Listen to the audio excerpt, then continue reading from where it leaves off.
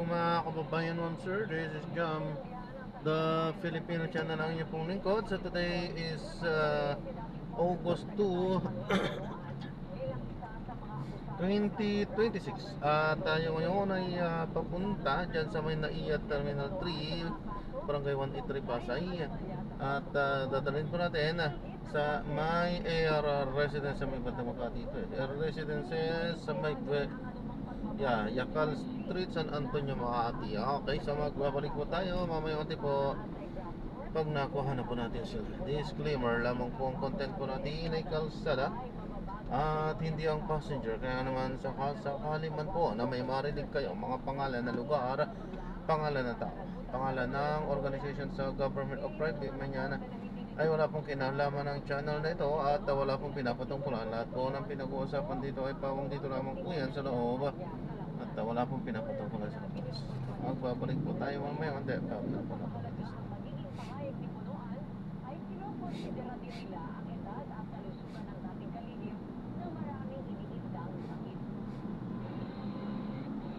Patuloy na nananawagan ang mga residente sa isang sitio sa Kapas, Tarlac na pag-isipang mabuti ng pamahalaan ang pagpapatayo ng Pax Silica Hub sa New Clark City. Bukod kasi sa epekto nito sa kalikasan, tatamaan din umano nito ang kabuhayan at kinabukasan ng mga kabataan doon. Nagpapatrol, Rafael Bosman. Walang ibang lugar na itinuring na tahanan ang katutubong Silica, kundi ang Sitio Binyayan sa Barangay Odonel sa Kapas, Tarlac. Kaya hindi niya inakalang darating ang panahon na makapwersahan nilang lisanin ang lugar. August 3 na pala. Sinasabing maaapektuhan ng itatayong Magano, gusto na ako ng August 2. Ang kandidata sa bunganga ng Borokan, mamamatay kami doon. Kawawa naman kaming mga katutubo. Kami wala kaming inahapakan ng tao. Ang nasabing hub ay bunga ng Pax Silica Initiative, kabinasok ng Pilipinas at pinangungunahan ng Estados Unidos. Para palakasin ang supply chain ng artificial intelligence, data centers, at advanced electronics manufacturing. 2028 pa sinasabing balak umpisahan ang pagtatayo ng proyekto. Pero ngayon pa lang, may mga itinatayo ng mahalagang infrastruktura, gaya ng mga kalsada para sa maayos na pagkapunito kalamunan. Kasalang ito ay nakatayo sa dating palaya na pagmamayari ng mga residente ng Sitio Binyayan dito sa Barangay Odonel. Umayag sila dahil maganda nga naman na konkreto ang kalsada, lalo na sa panahon ng ganitong malakas ang ulan. Pero ipag-usapan na raw kung lalawak pa dito yung pagtatayuan ng kalsada at iba-iba pang mga infrastruktura. Gaya na lang ng palaya na yan, balak din niyang kunin dahil na dito napipintong itayo yung Pax Silica Hub. Kaya yung mga residente ay labis ang pagtutol at nananawagan sa pamahalaan na isulong naman ang kanilang interes. Isa ang kakapiranggot na palayan ni Rosalinda sa matatamaan ng Pax Silica Hub. Kahit kahit walang po at yung mga tunay-tunay sa pagtitinda namin pa, at makakaraos ko po kami po at papayag, kalagot po kami. Ito po ito na lang alam namin. Alam po ay natin. Naniniwala silang mismo pinapumasa ng mga kabataan sa mga apektadong lugar ang posibleng umanong malagay sa alanganin. Kasi yung mga bata ng mga katutubo ay hindi katutubo yung mga kawawa ang pangkabuhayan at ang mga katutubo kawawa ang bayan. Ayon naman po sa kanya, walang pagsasaka ang mapapaalis dahil sa Pax Silica Project. Ayon kay Palace Press Officer Claire Castro, 2019 pa lang ay may mga naitalaga ng ilang proposal sa New Clark City. Maliit lang po ang mauukupan nito. 3,500 hectares ang kabuuan ng buildable zones. At doon po, maaaring ilagay itong proyekto regarding Pax Silica.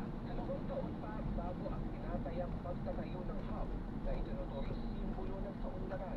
Pero hiling ng mga residente ng mga maapektong lugar, sana ay bahagi rin sila ng pag-unlad nito.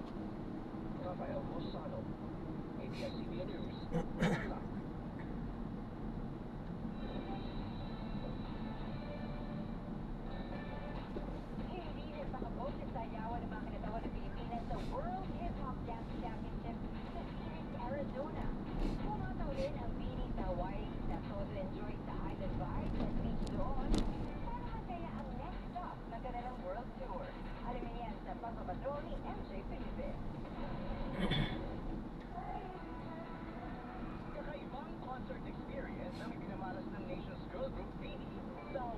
babalik ng kanilang Singles World Tour.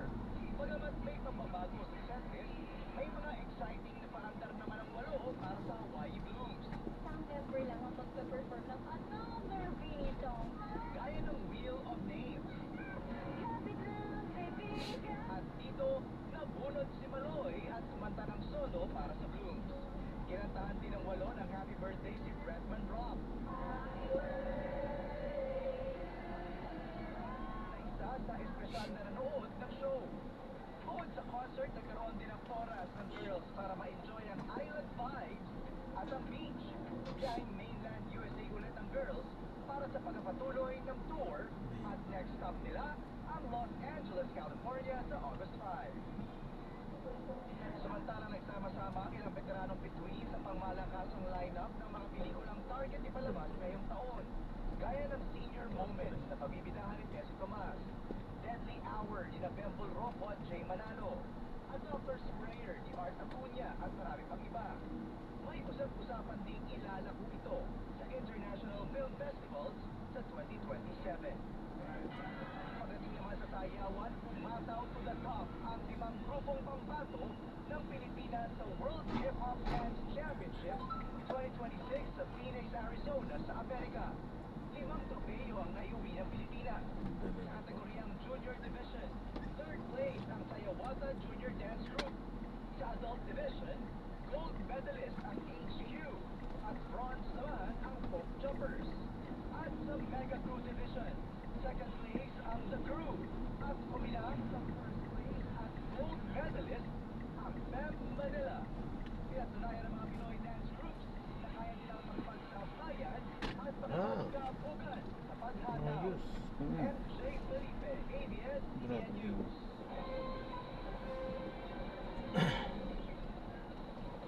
At yan ang mga balitang binantayan namin para sa inyo. Tuloy-tuloy ang pagpapatrol sa Kapamilya Channel, Kapamilya Online Live at E2Z.